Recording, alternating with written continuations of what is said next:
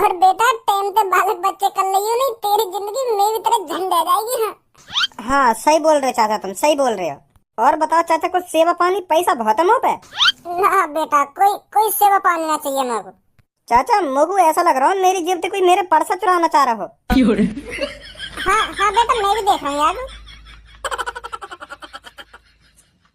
आयो कुछ हाथ ना आयो का भाई साहब? खज्जी बेटा, तेरे पापा रात से घर पर नहीं आए हैं, तुझे पता है कहाँ पर है तेरे पापा? कहा रात के घर पे ना आए मतलब? अरे हाँ खज्जी बेटा, मैं रात से तेरे पापा का इंतजार कर रही हूँ और इंतजार करते करते सुबह हो गई और अभी तक तेरे पापा घर पर नहीं आए हैं। कल रात से कुछ अता पता नहीं है तेरे पापन का, कहाँ पर है कहाँ पर नहीं। मुझे तो बहुत टेंशन हो रही है। ए मम्मी, बिल्कुल भी टेंशन मतलब, तुम काई काम पे पापा रुक गए होंगे रात को, यही मारे घर पे ना आ पाए। अरे खज्जी बेटा, जैसा तू सोच रहा है ना वैसा बिल्कुल भी नहीं है। तेरे पापा काई काम से कहीं रुकते हैं ना तो मेरे को बता देते हैं। और अब की बार तो तेरे पापा ने ना मेरे पास कॉल करी है ना कोई मैसेज भेजा है, कुछ अता पता है नहीं तेरे पापन का कहाँ पर है कहाँ पर नहीं है। चलो ये बात तो तुम्हारी ठीक है मम्मी। और भज्जी कहाँ है? हाँ? क्या? भज्जी कहाँ है? भज्जी भज्जी तो अपने कमरा में ही होगा ना। वो अपने कमरा बमरा में कहीं ना है, वो भी कल रात ही गायब है। क्या कल रात से गायब है? हाँ मम्मी, कल रात से भज्जी अपने कमरा में ना है, वो भी गायब है कल रात से। रात को 10 बजे के आसपास तो मैंने देखो धनुआ से बात करता हुआ, फिर मेरी आंख लग गई। हाँ? फिर मेरी जैसी आंख रात के 12 बजे खुली तो वो अपने कमरा में हती ना। मैंने सोची कि टॉयलेट वॉयलेट करने गया होगा, फिर मेरी आंख दोबारा खुली 2:30 बजे के आसपास, फिर भी ना वो अपने कमरा में। हाँ? तभी तो शक है लगा मेरे को, कुछ तो गड़बड़ है।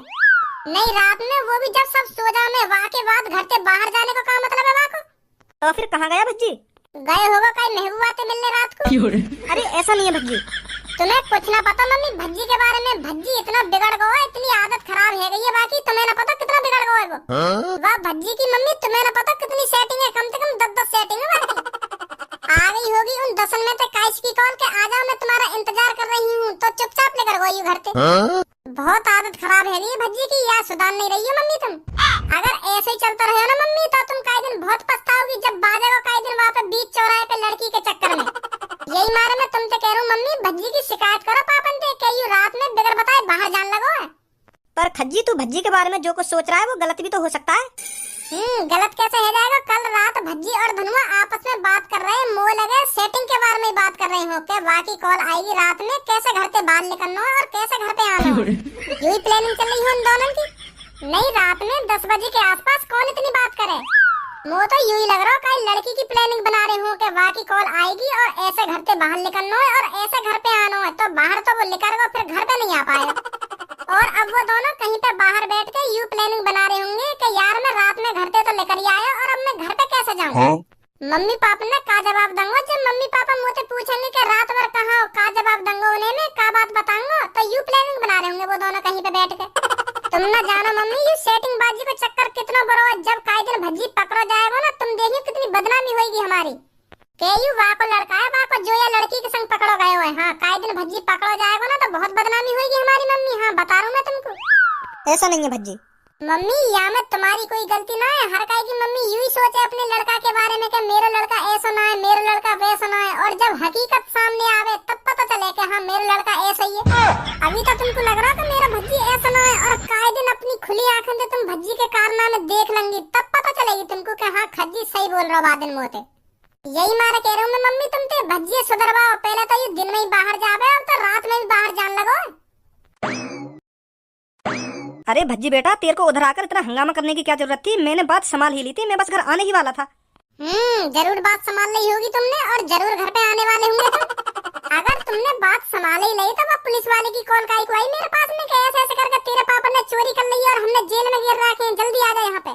फिर मुंह को बुलाने का क्या मतलब रहेगा? हाँ? तुम तो वहाँ पे कुछ ना संभाला गया। अगर तुम वहाँ पे कुछ संभाल लेते तो वो पुलिस वाले मुँह पे कॉल न करते कि ऐसे ऐसे तेरे पापा ने चोरी कर ली और हमने ये जेल में गिर रखे हैं, आ जा जल्दी यहाँ पे। सही बात है बिल्कुल। अगर तुमने बात संभाले ली तो तुम्हें तो चुपचाप घर पे आ जाना चाहिए। तो भज्जी के पास काहे को कॉल आई कि यहाँ पे आजा, तेरे पापा जेल में पड़े। यही बात है तो मैं पापा से कह रहा हूँ।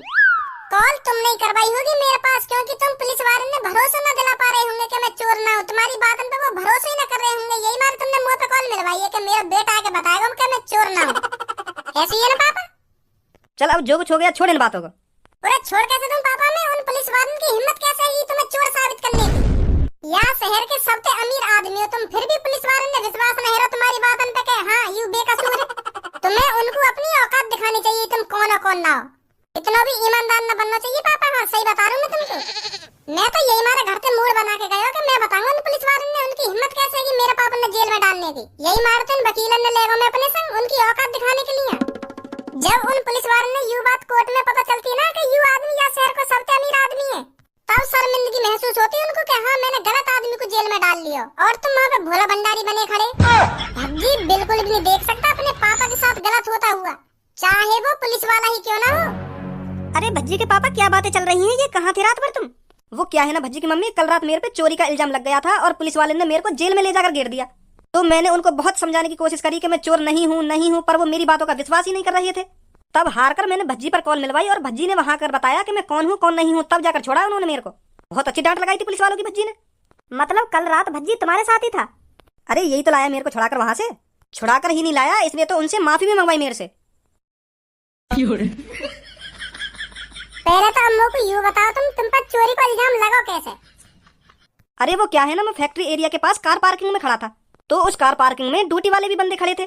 तो उनमें से किसी ने एक का पर्स चुरा लिया और उसको जैसे ही पता चला कि मेरा पर्स चुरा गया है तो चोर ने वो पर्स मेरे नीचे फेंक दिया।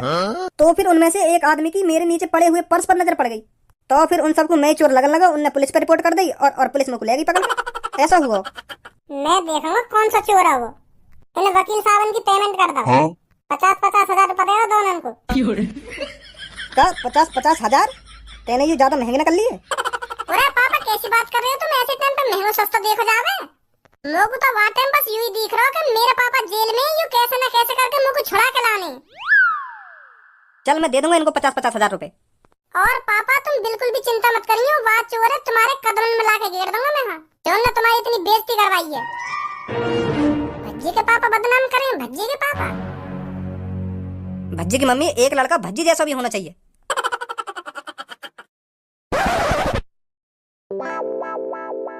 ए बॉस, क्या बात सोच के इतने मगन है रहे हो तुम? हमें भी बता दो क्या सोच रहे हो तुम। अब तो क्या बताऊं गंजे में। ए बॉस बता दो, मैं भी खुश रहूंगा फिर बात सोच कर। ऐसा हुआ कल रात जो फैक्ट्री एरिया ना है वहाँ के पास जो कार पार्किंग है वहाँ पे मैं जेब काटने गया। अच्छा फिर?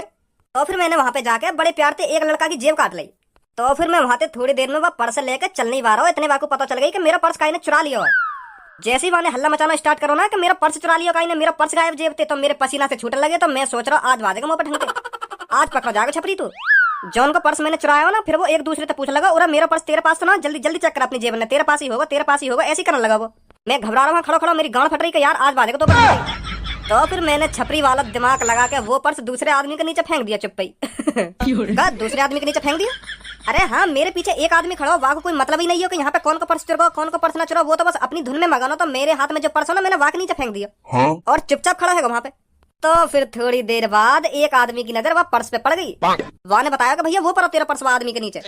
तो फिर पर्स तो मैंने चुराया और वह आदमी पे इल्जाम लग गया चोरी का। वो बेचारा करेगा भैया मैंने न चुराया पर्स, मैं क्या चुराऊंगा पर्स, मैं तो इतना अमीर आदमी हूँ, मेरी तो इतनी फैक्ट्री चल रही है, ऐसे ऐसे करने लगा वो। और वहाँ पे बाकी बातों पे काई ने भी विश्वास न करा, पुलिस बुला ली। और फिर वहाँ पे पुलिस आई और वह बेचारे बेकसूर आदमी ले गई। हाँ पर्स चुराया मैंने और वह बेचारे आदमी पे खाम खा बाज रहा होगा जेल में। हाँ यह बात सोच रहा हूँ मैं। ए बॉस, तुमने भी सही टाइम पे सही दिमाग लगा लिया। अगर तुम वह पर्स ना फेंकते तो वह आदमी की जगह तुम होते, आज तुम्हारी गांव पे डंडा बाज रहे हो। तो हाँ सही बोल रहा हो तो बिल्कुल। ओ छपरी, मेरे को लगता है तेरे ज्यादा ही पर निकल आए दिखे, इन परों को कम फड़फड़ा सुनी। तेरी हिम्मत कैसे होगी मेरे अड्डे पर चोरी करने की?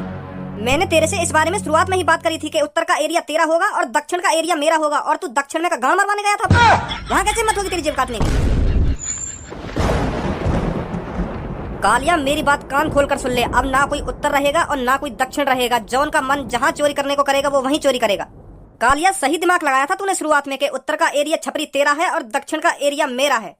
उत्तर में ये गरीब लीचड़ लोग मेरे को दे दिए और दक्षिण के सगरे अमीर लोग अपने पास रख लिए। वाह कालिया वाह, क्या दिमाग लगाया तूने। मैं उत्तर में झोंपड़पट्टी वालों की जेब काटूं और तू कोठी वालों की जेब काटेगा दक्षिण में। मजे तो तेरे आ रहे थे उस टाइम जो तू कोठी वालों की जेब काट रहा था, पर अब से ऐसा बिल्कुल भी नहीं होगा। छपरी का मन जहां चोरी करने के लिए करेगा छपरी वहीं चोरी करेगा, और जहां जेब काटने का मन करेगा छपरी वहीं जेब काटेगा। सुनी कालिया, ये तू सही नहीं कर रहा है छपरी। मैं तेरे से आज साफ साफ कह रहा हूँ, मेरे एरिया में दोबारा आज के बाद जेब काटने पहुंच मत जाइए तू, नहीं तो कालिया तेरे को बख्शेगा नहीं। कालिया पहले एक बार ये देख ले तू किसके अड्डे पर खड़े होकर किसको धमकी दे रहा है। ये तेरा अड्डा नहीं है, ये छपरी का अड्डा है, छपरी का, और तू छपरी के अड्डे पे खड़ा है और छपरी को ही धमकी दे रहा है। जवान संभाल के आवाज निकालियो नहीं तो तेरी जीभ काट दूंगा इधर ही। अरे छपरी, मैं तो डर गया तेरी ये धमकी सुनकर। अड्डा बेशक ये तेरा हो, पर कालिया इतना भी कमजोर नहीं जो तेरे अड्डे पर आकर तेरी गांड गुलामी करे। कालिया कालिया है सुनी, कालिया तेरे अड्डे पर भी तेरी थूत छेद सकता है। दोबारा बोली, का बोलो?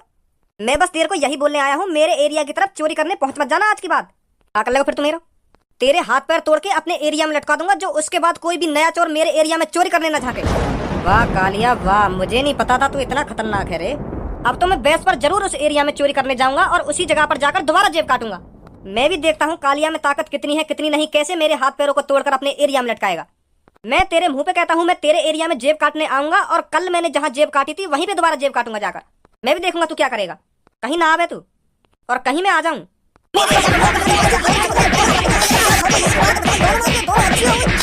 बहुत बड़ी गलती कर दी है छपरी तूने कालिया से पंगा लेकर।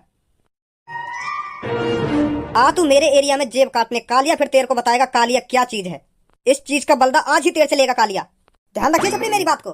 गधा सी शकल को मेरे एरिया में आके मुझे ये धमकी दे रहा हो और मुंह पे हाथ उठाने की सोच रहा है। फाड़ देगा छपरी, और मैं आज यही के एरिया में जाऊंगा जेब काटने। मैं भी देखूंगा क्या करेगा यू।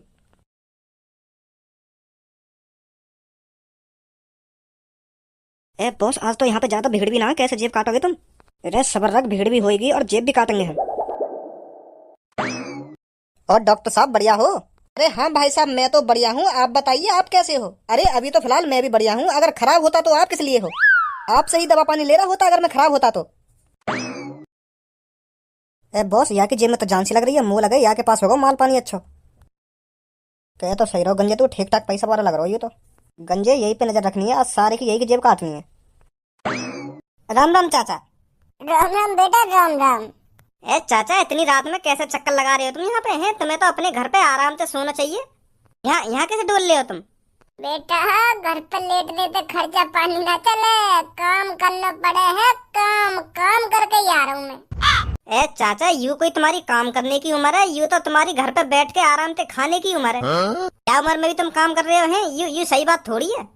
अब कहाँ करूँ बेटा, खवाने वाला कोई है ना। कोई खवाने वाला हो तो तभी तो घर में बैठ के आराम से खाता मैं। कोई खवाने वाला है ही ना मगू।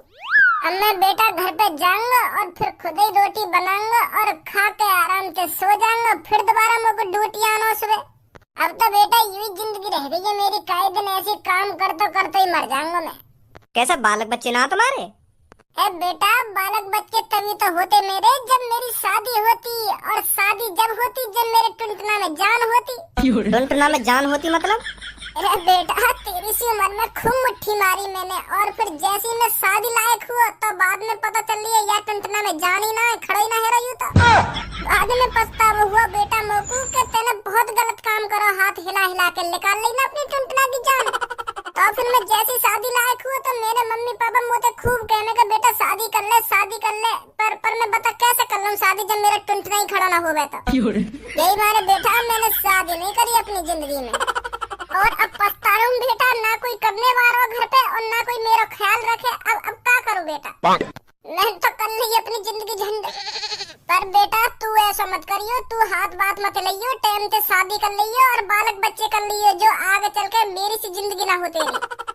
बहुत बुरा हाल है बेटा, मेरा बहुत बुरा हाल है। अब बेटा मेरी इन बातों में छोड़, तू बता तेरी जिंदगी कैसी चल रही है? ए चाचा, मेरी तो जिंदगी बिल्कुल बढ़िया कट रही है। मैं तो बहुत बढ़िया कंपनी में लग रहा हूँ और मोकू वो कंपनी पैसा भी बहुत दे रही है। 30,000 रुपए महीना के मिले मोकू वो कंपनी से। तो मेरी तो जिंदगी बहुत बढ़िया कट रही है और काहे दिन मेरी कई खूबसूरत लड़की से शादी भी हो जाएगी। बेटा 30,000 रुपए तो बहुत बढ़िया मिल रहे हैं तो तेरी तो जेब में खूब पैसा रहते होंगे हैं। ए चाचा, जब मैं 30,000 रुपए महीना कमा रहा हूँ तो मेरा पर्स भरा हुआ ना रहेगा? मेरी जेब में खूब पैसा रहे, मैं हरदम पैसा रखूं मैं तो अपनी जेब में। बहुत पैसा है मुँह पे, बहुत। तू मौज ले रहा हो बेटा अपनी जिंदगी के, और सही कह रहा हो तू। तो काहे दिन बहुत खूबसूरत लड़की मिलेगी। हाँ तो कोई भी अपनी लड़की यही तेरे हाथ में दे देगा। हाँ हाँ चाचा, सही बोल रहे हो तुम, सही बोल रहे हो। और बेटा टाइम पे बालक बच्चे कर लियो नहीं, तेरी जिंदगी मेरी तरह झंड आ जाएगी। हाँ सही बोल रहे चाचा, तुम सही बोल रहे हो। और बताओ चाचा, कुछ सेवा पानी? पैसा बहुत है मुँह पे। ना बेटा, कोई सेवा पानी ना चाहिए मेरे को। चाचा मोगू ऐसा लग रहा हो मेरी जेब से कोई मेरे पर्स चुराना चाह रहा हो। हाँ बेटा, मैं भी देख रहा हूँ यार। आयो कुछ हाथ ना आयो का भाई साहब? मैं यूँ कह रहा हूँ मेरी जेब से तो कुछ पल्ले पड़ो या ना पड़ो? ए भाई साहब कैसी बात कर रहे हो? मैं तुम्हारी जेब तक लिखा रहा हूँ। ए धनुआ, यू तेरी जेब पे कुछ ना लिखा रहो, यहाँ पे गलती है ये यू अपनी जेब ही समझ रहा हो, तेरी जेब है तो यही मारे तेरी जेब में हाथ दे दिया याने। ए भाई सही कह रहा हूँ ना मैं? हाँ चाचा सही बोल रहे हो, बिल्कुल तुम सही बोल रहे हो। वो मैंने यहाँ की जेब में हाथ गलती से दे दिया, गलती से। मैं अपनी जेब समझ बैठा हूँ, यहाँ की जेब है। पता ना मेरा भी दिमाग काम ना करे कभी कल। तेरे दिमाग में मैं सही करूंगा, काय को टेंशन ले रहे हो तू?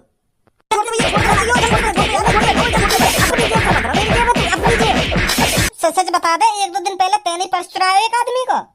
ए भाई साहब कौन सा एक आदमी? वो आदमी जाकू 1-2 दिन पहले पुलिस पकड़ के ले गई। वो पर्स तो वही नहीं चुराया, यही मारता पुलिस पकड़ के ले गई।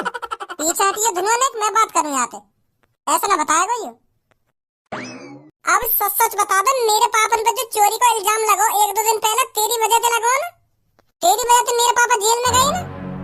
ए चाचा तुम्हारे पापा है वो? हाँ मेरे पापा है। पर ऐसा कैसे हो सके? तुम्हारी उम्र तो 80-85 साल है और तुम्हारे पापन की 40-45 साल की उम्र लगे। अमर है क्या तुम्हारे पापा? अरे मेरे पापा अमर ना है, मैं यहाँ भेष बना के आया हूँ तो पकड़ने के लिए। का? अब बताओ ना बता रहा, मेरे पापन पे जो चोरी को इल्जाम लगो का तेरी वजह से लगो ना? ए भाई साहब पर्स तो मैं नहीं चुराया, पर तुम्हारे पापन पे मैंने चोरी को इल्जाम नहीं लगाया। हाँ वो तो आप ही लगो। वो तो यहाँ पे जो आदमी खड़े का उन्हें इल्जाम लगा दिया इन पे। और तो चुप देखता रहो। ए भाई साहब कौन सा चोरी यूं कह देखो कि हाँ यू पर्स मैंने चुराया है? ये तो चुपचाप खड़ो, चुपचाप देखते रहो। तुम्हारे पापा ने जब पुलिस लगी गई माधर चोद, तो पता मेरे पापन की कितनी बदनामी हुई है जेल जाके।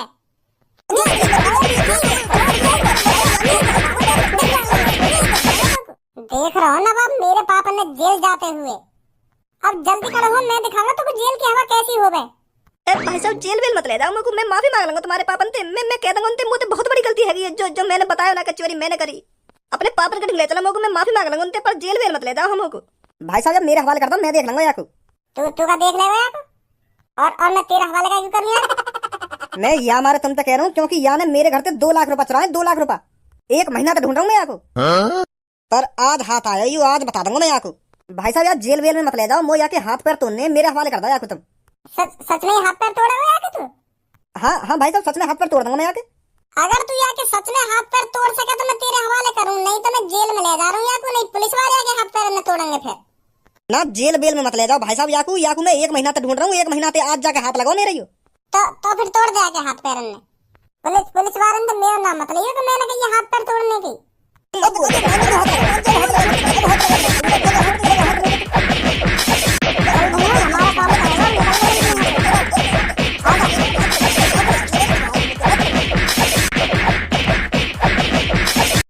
और हाँ तुम जल्दी से सब्सक्राइब कर लो चैनल, सब्सक्राइब करो और वो घंटी सी भी बजा देंगे जो बगल में लटकी रहने का है।